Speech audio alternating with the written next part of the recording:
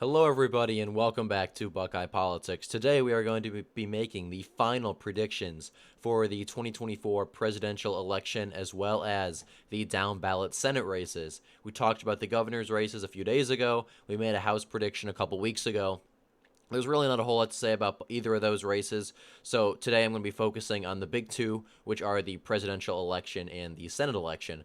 But before we get into that, I want to encourage everyone in the audience who has not yet gone out and voted to go and do so tomorrow.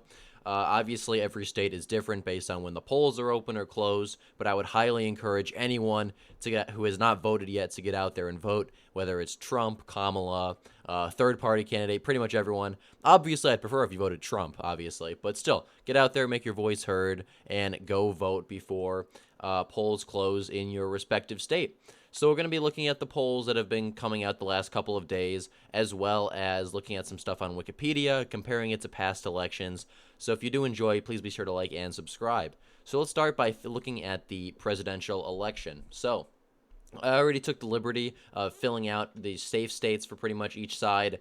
Kamala Harris and Tim Walz are at 198 electoral votes. Trump and Vance are at 125 electoral votes. Now, the states that aren't filled out, that this doesn't mean that I think they're swing states or even that close. It's just I wanted to take a second to talk about them. Same thing with the Senate races. So let's start with the likely states for the presidential election. We'll worry about the Senate elections later.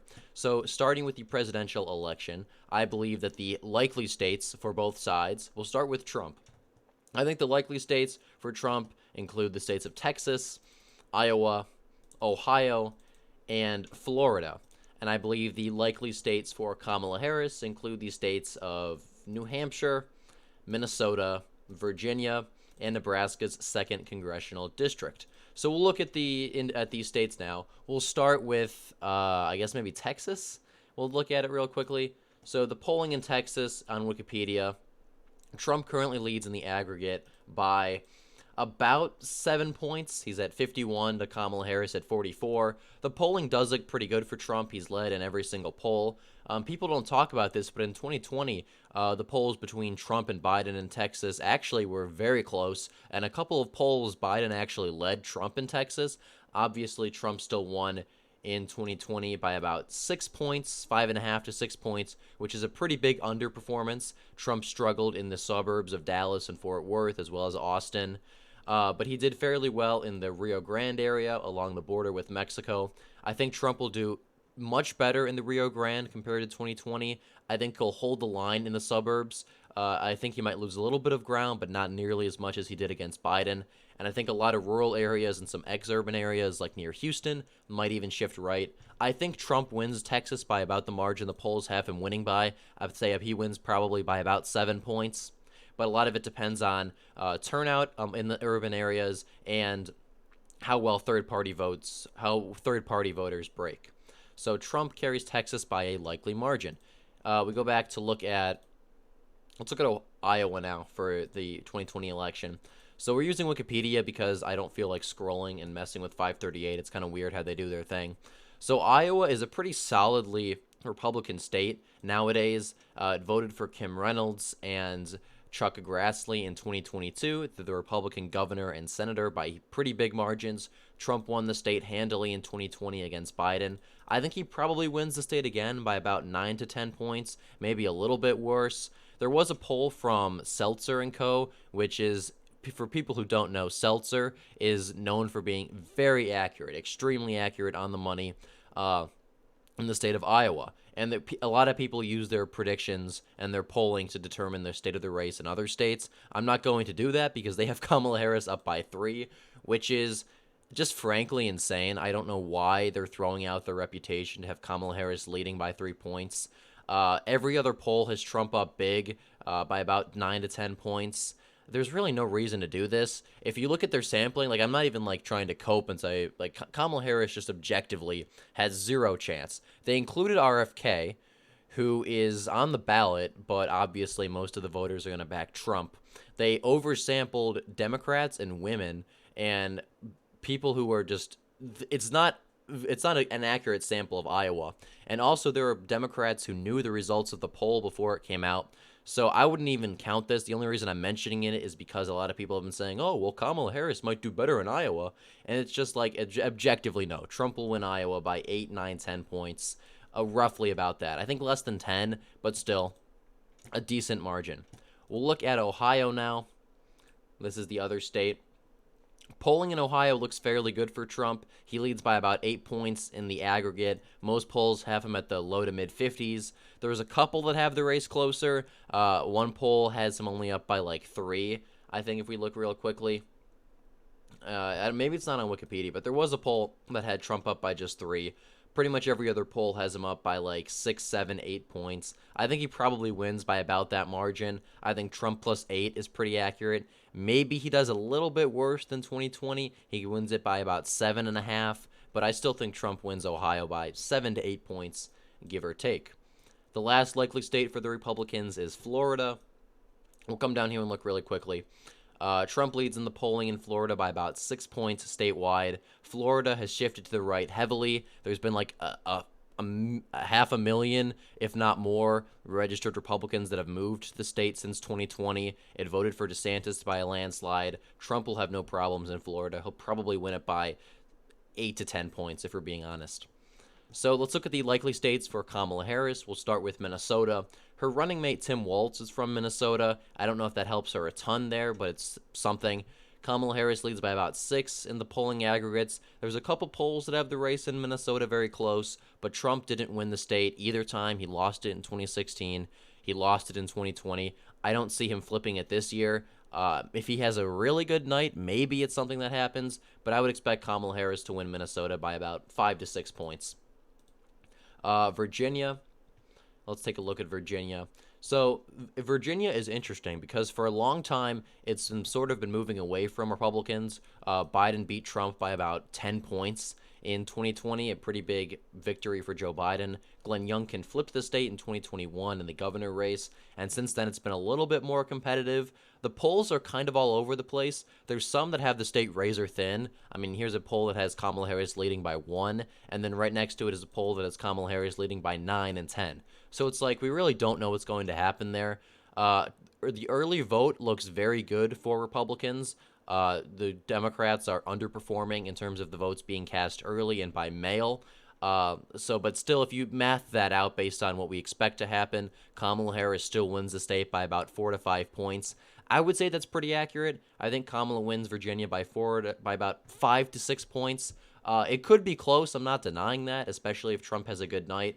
But I still think it's just a solidly blue state, especially in the northeastern part of the state, like near D.C. It's the population. It's gotten much bigger and much more liberal the last few years. Even if Republicans do much better downstate, which it looks like they will, it's very difficult to make that up. So while it will probably be closer, I don't think Trump is going to win it, and I don't think it's going to be razor thin. Now we're going to look at New Hampshire. New Hampshire is an interesting state. Trump almost won it in 2016. It was razor thin. He lost it relatively handily in 2020. He lost it by about 7 points to Biden. If we come down here and look at the polling, it's once again kind of all over the place. There's a couple polls that have Trump up down by like 20 points. I wouldn't even look at this poll, to be honest. You completely ignore Dartmouth College. Trump is not losing New Hampshire by 20 points. But of the polls that we do have, Trump is down by like 7, he's down by 3, he's tied, he's down by 1, he's down by 5. University of New Hampshire is pretty accurate. Same with St. Anselm College. They both have Trump losing New Hampshire by about 5. I can see that. I think that's probably what's going to happen. It's definitely going to be relatively competitive, but I don't think it's going to be all that close. Like I said, Kamala will win New Hampshire by about 5. And then Nebraska's 2nd District, I don't even know if we can look at that on Wikipedia, honestly.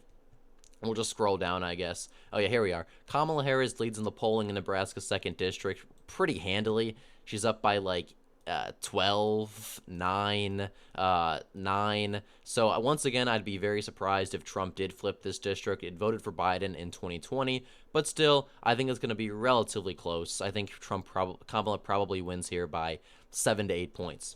So now these are the states that are really going to be competitive. And actually, I just completely forgot something. I forgot to fill in Maine's 2nd District. I can't believe I did that. I'm sorry, anyone in northern Maine who may be watching this video. But if we look at the polls in Maine's 2nd District, there was one that had Kamala Harris leading, but that's from August. The other two polls conducted have Trump up by about 7 and 8, respectively. There's another poll that has him up by 5 and by 4. I would say both of those are pretty accurate. This is a rural, very working class, like white part of Maine. This is basically Trump's strong suit. In 2020, he carried the district, as you can see here. Like this northern part of the state is pretty Republican, especially for Trump. The polls had this district very close in 2020. Trump won it handily. I think the same thing's going to happen now, especially since Trump is leading in the polls. And like I said, this is just a traditionally Republican part of Maine the last few cycles. So I don't think Trump will have any issue there. I think he'll win probably by like 7 to 8 points. So yeah, so now we have the big 7, right? 1, 2, 3, 4, 5. Yeah, the big 7. The Rust Belt and the Sun Belt. These are the states that are really going to decide the election. So if we're being honest, Kamala Harris starts at 226, Trump starts at 219. So we'll start in the state of Nevada because I think that one's very interesting. The polls on 538 have it even, with Trump leading by about 0.3. Give or take, which is basically nothing. That's kind of being weighed by two polls that have Trump up by 6, which is not going to happen. The rest of the polls have Kamala Harris leading Trump narrowly, with a couple having Trump up or the race tied. Nevada is an interesting state politically. It's kind of all over the place. It's one of the few states polling tends to overestimate Republicans, although it did elect a Republican governor in 2022. The early vote looks incredible for the GOP. They're leading by like 40,000 votes statewide, and Nevada is a state that tends to tends to have a large, like 75 to 80% of votes cast early because it is a more working class and older state. That said, I do think independents are probably going to break a little bit more for Kamala. It's going to be very close either way. I think I am going to give it very narrowly to Donald Trump, probably by the skin of his teeth. I'm talking a couple thousand votes, probably like 0.3 to 0.5. I think he's probably a slight favorite simply because the early vote does look so good. If Republicans just turn out and vote tomorrow, which it looks like they will, then Trump should win the state narrowly. I would not be surprised at all if Kamala did win here, however, but we'll have to wait and see. Looking at Arizona now, the next state, this is a state that Trump is actually polling fairly well in. Out of the big 7 that are actually close, the data seems to suggest Trump is in the best place in Arizona. If we look at the polls, other than one pollster that uses registered voters and adults, which you should pretty much throw that out instantly, Trump is leading in every single one, sometimes by as much as 7 points and 5 points. I highly doubt that's going to happen, but I do think Trump is a favorite in Arizona. In 2022, polling tended to overestimate Republicans. They had Kari Lake winning, and she obviously lost. But Kari Lake, for most of the cycle, was actually down, and it wasn't until the last couple of weeks that she really surged. Trump has maintained a lead in Arizona since the middle of September, and it's pretty much unanimous. Polls that tend to skew more right, that tend to be more left, they all have Trump up narrowly. I think he probably takes the state by about 1.5 to 2 points. But it really just comes down to Maricopa County. Republicans are also doing very well in the early vote. As long as there's not too many defectors, he should be fine. The state of Georgia, now that is the next state we're going to look at. Another state that looks fairly good for Trump as of now. The early vote is much more white and much more Republican than in 2020, and that's obviously good for Republicans. The polling as well, Trump has led in the state in the polling aggregate since the beginning of September, and it's pretty much been even each way. He's led by as much as about 2 points. He currently leads by about 1 point. There's a couple outliers that have Kamala Harris up by a little bit, and a couple that have the race even, but consistently it seems to be leaning to Trump. The early vote looks, like I said earlier, looks good for the Republicans. The Trump campaign hasn't put a whole lot of effort into Georgia. They've actually put more effort into like North Carolina than Georgia, which kind of tells me that, and same with Kamala's campaign, that neither side has really focused in on Georgia as much as you would think. And with the polling and the early vote leaning Republican, that kind of tells me that Republicans are favored. I think Trump flips back Georgia by about 1 to 1.5 points. I still think it's close, but I think he is favored. North Carolina, pretty much the same thing here. We'll take a look real quickly. I think Trump wins North Carolina by about 1.5 to 2 points, pretty similar margin. For a little bit, like it looked like Kamala Harris had a bit of a lead in the state. The polling was kind of back and forth, but really since the end of September and all of October, Trump has maintained a narrow lead. The Trump campaign has put a lot of resources into North Carolina, which tells me that there might have been something there for Kamala, but not really anymore, especially since Democrats are actually taking money out of the state. So I would say that North Carolina is probably leaning to Trump, although I would be surprised if Kamala flipped it. I mean, North Carolina voted for Trump in 2016 and 2020. In 2022, it elects a Republican senator by a decent margin. If Trump loses North Carolina, he's kind of screwed, just frankly. And like I said, the early vote looks good. The polls look pretty good. I think Trump is probably favored in the state. So now we go to the Rust Belt. The Sun Belt, I have Trump sweeping, although Nevada is basically, as I said, razor thin. I could easily see Kamala Harris winning. So we'll start with the state of Wisconsin. This is a state that polling has the Democrats leading in, and I'm a little bit nervous, to be honest, about, especially as someone backing Trump. Like I said, it's kind of back and forth. There's a couple polls that have Kamala Harris leading, a couple that have it tied, a couple that have Trump leading. So it's going to be very interesting to watch. But if we look at Wisconsin in the past, let's go back to 2020, it had Biden winning the state by about 8 points. They have Kamala winning by about 1. Polling in Wisconsin has always kind of been all over the place. And if you look at Wisconsin, like demographically, it is like Trump's strong suit. Outside of the Milwaukee area, it's pretty much all rural, very white, very working class. I think that there's a group of voters in Wisconsin that only Trump can inspire to turn out. I think if there's any state that the shy Trump voter like really exists in, it is Wisconsin. I think Republicans will do a little bit better in the suburbs of Milwaukee, or I should say, I don't think they'll lose much ground. The early vote there looks phenomenal for the GOP. Madison and Dane County is a little bit concerning. It is a huge vote jump for Democrats. It's very liberal. It's home to Madison and the University of Wisconsin, but it's not a huge center of the population. And from what we've seen, those voters who are maybe more progressive are not as enthused. So I do think Trump narrowly takes Wisconsin, probably by about half a point. I mean, if there's a polling miss of 1 point, he wins it. And polling in Wisconsin is usually pretty terrible. There's even a few polls that have Trump leading. So I think it'll be close, but I am going to give it to Donald Trump. Now, the state of Michigan. This is another state that the polls have Kamala Harris leading in by about a point. There's a couple that things that have Trump up. This poll from New York Times and Siena College having Trump up or the race tied is very good for him. Same with Atlas Intel. But Michigan is one of the few states that the early vote does not look great in. It doesn't look terrible, but it doesn't look great in either in terms of turnout. And it is the bluest out of the Rust Belt states. It voted for Biden by almost 3 points. It's definitely possible for Trump to win the state, but I'll be cautious and we'll give it to Kamala Harris very narrowly.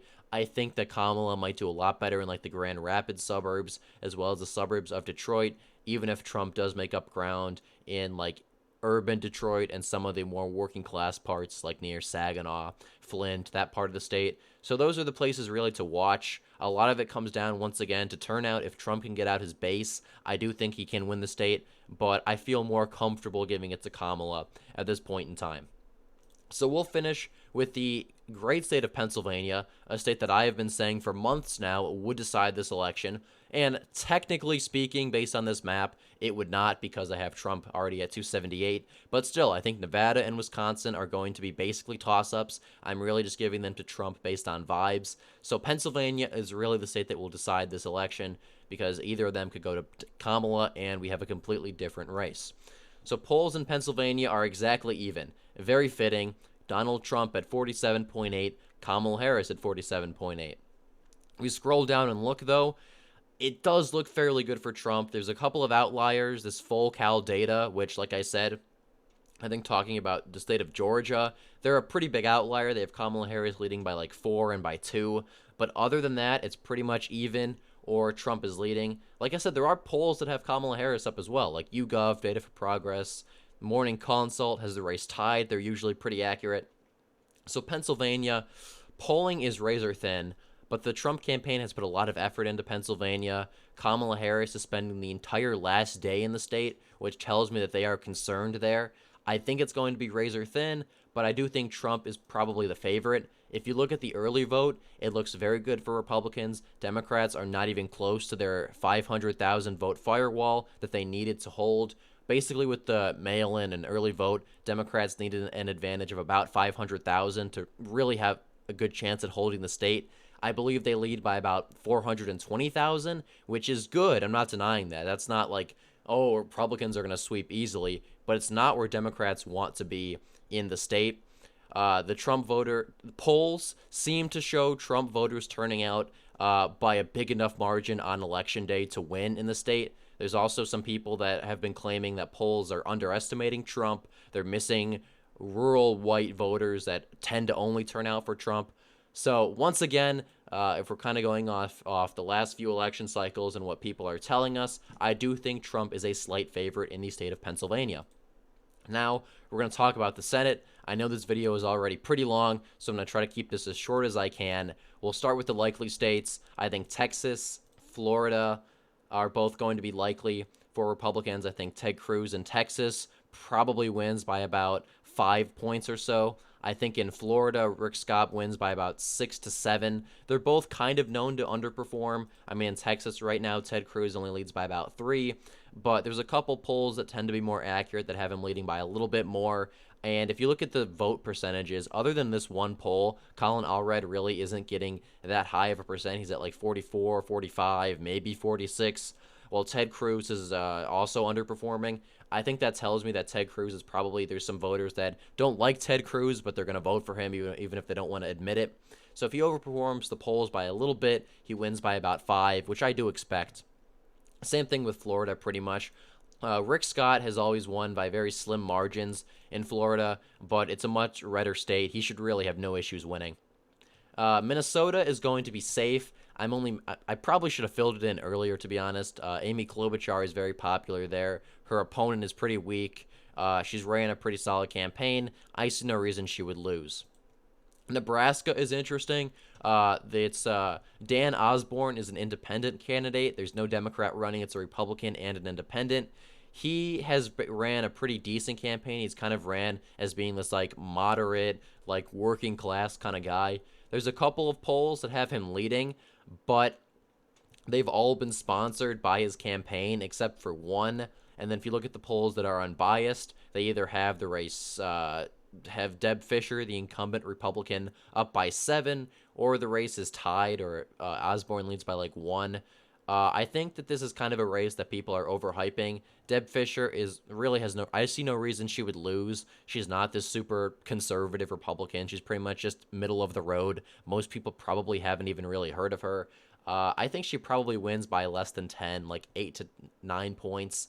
I just think that this is a race that people are overhyping because of the polling. But if you actually look at it, they're all sponsored by Dan Osborne's campaign. And I think he's a solid candidate. I'm not denying he's going to do decently on election night, but I just don't think he's going to win. So now these are the states that really are going to matter. We'll start with Pennsylvania. We'll kind of go, I guess, east to west maybe.